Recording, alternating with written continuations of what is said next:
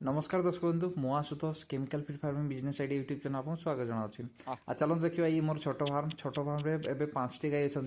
किंतु मत भलसे खाଇବା दे पारनी देह टिके नाई आउ से मत कि खराब कमेंट मारे जदि किसी भल बुद्धि मत देवे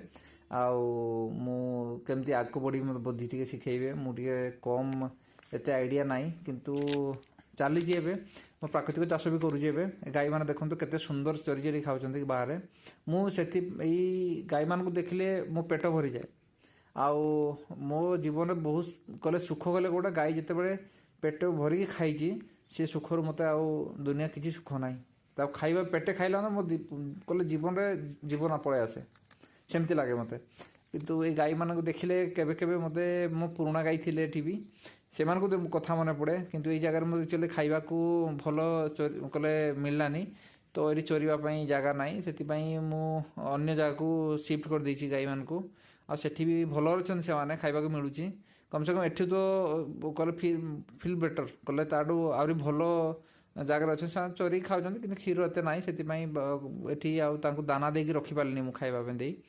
तो से भल जगार रखी तांकर भी वीडियो करे देखिए मो शॉर्ट वीडियो किसी अच्छी मोर देशी गोमाता बोली सी कले से मोर गाई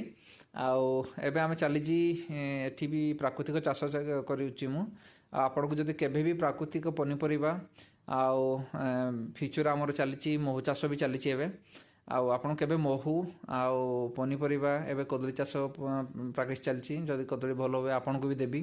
जदि आपण केबे भी विजिट करंतु मो फार्म को बलम कंटापाली देवगढ़ डिस्ट्रिक्ट मत आप चिंते मु आशुतोष भाई आठी एरिया कह आशुतोष भाई आर्मी कहले सब जानती